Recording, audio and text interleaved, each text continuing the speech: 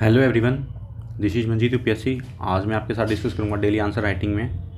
आज का टॉपिक है the study increase in the backlog of appeals of complaints of the RTI act is a major setback to the transparency regime in the country. Analysis करो।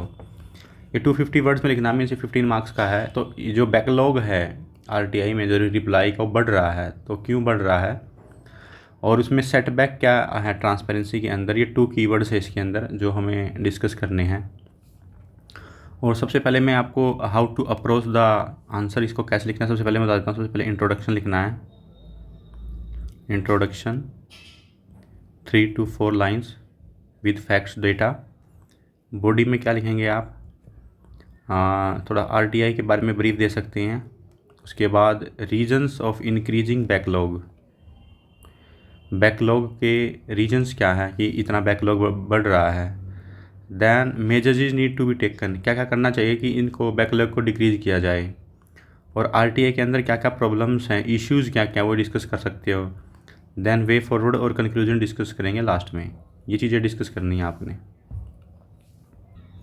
जैसे कि सतर्क नागरिक संगठन है कोई, उसने बताया कि जो बैकलॉग की जो अपील्स हैं या कंप्लेंट्स हैं वो स्टेडली इंक्रीज हो रही हैं एवरी ईयर। और ये तो होगा, इतना भी दे सकते हैं आप इंट्रोडक्शन में। सेकंड इंट्रोडक्शन क्या दे सकती है, अप्रोच। एक्चुअली में क्या होता है कि अप्रोच आंसर लिखते हैं हम, कोई भी ये नहीं कि one fit all size policy नहीं होती कि यही आंसर होगा। अप्रोच आंसर बोलते हैं कि इसको कैसे टैकल करना है with facts data committee recommendation. इसमें ऐसे भी लिख सकते हैं कि आरटी एक्ट 2005 में आया था और वो क्या कहता है फंडामेंटल राइट को इन्हांस करता है। और ये किसके कौन से फंडामेंटल राइट को, आर्टिकल 19 क्लोज सब क्लोज 1 को इम्प्लीमेंट करता है आरटीआई। तो इसमें फ्रीडम ऑफ स्पीच और एक्सप्रेशन के अंडर आएगा। देन बॉडी लिखना नहीं है, वैसे ये बॉडी मैंने इसलिए लिखा है कि आपको क्रिस्टल क्लियर हो जाए कि बॉडी का पार्ट है। रीजन्स फॉर बैकलॉग, बढ़ क्यों रही हैं। सबसे पहले आपने लिखना है इंक्रीमेंटल बैकलॉग बढ़ रही हैं। 3,14,000 के near about number of RTI file हो रही हैं एवरी ईयर। और इस वजह से क्या है, लॉन्ग वेटेड टाइम है। रीजन क्या है बढ़ने का कि number of files are increasing. अच्छा, state with high backlogs, state with high backlog बढ़ रहा है। कौन कौन सी स्टेट है जो हाईएस्ट है, सबसे पहले महाराष्ट्र है, सेकंड पे उत्तर प्रदेश है, थर्ड पे कर्नाटक है। ये जो 3 हैं, ये तीनों क्या है एरिया के हिसाब से लार्ज स्टेट है, ये बिग स्टेट है। तो इनमें क्या बैकलॉग और भी ज़्यादा है महाराष्ट्र, यूपी और कर्नाटक में।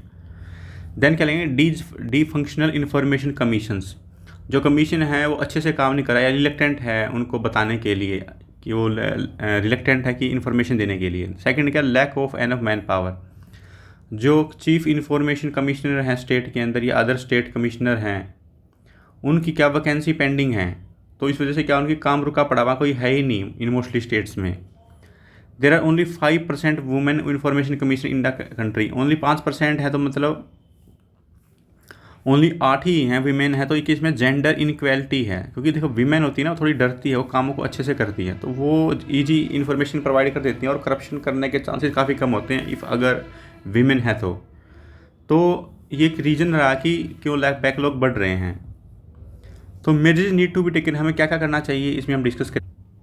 सबसे पहले ट्रेनिंग ऑफ ऑफिशियल, जो ऑफिशियल्स उनको ट्रेनिंग दी जाए कि कैसे इन्फॉर्मेशन प्रोवाइड करनी है, क्या आपके अंडर में आता है क्या नहीं आता है। Rated as one of the strongest reason है, one of the strongest in the world है। जो हमारा इंडिया का आरटीआई है ना, तो इतने मास स्केल पे इम्प्लीमेंट किया जाता है, one of the strongest in the world है।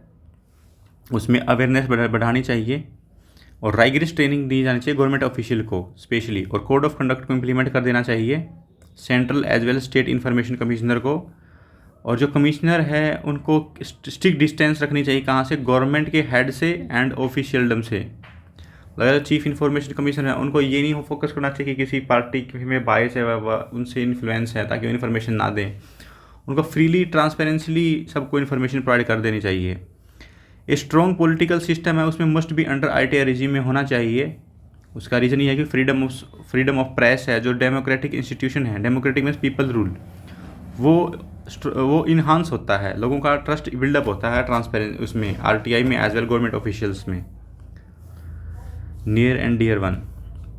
उसके बाद मेजर्स करने के बाद हम कंक्लूजन लिखेंगे कि जो आरटीआई है उसको प्रॉपर फंक्शनिंग करनी चाहिए, realise their right to information, और गवर्नमेंट जो फेल्ड हुई है अपॉइंटमेंट के लिए उसको टाइमली इम्प्लीमेंट करना चाहिए with in timely time bound manner के अंदर।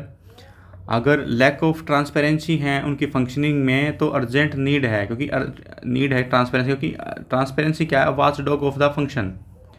हर कोई बंदा उस टाइम तो खड़ा नहीं होगा कि जिस टाइम काम चल रहा है, लेकिन वो बाद में पूछ सकता है कि क्या काम हुआ था, कितने पैसे में होता, क्या सीन था।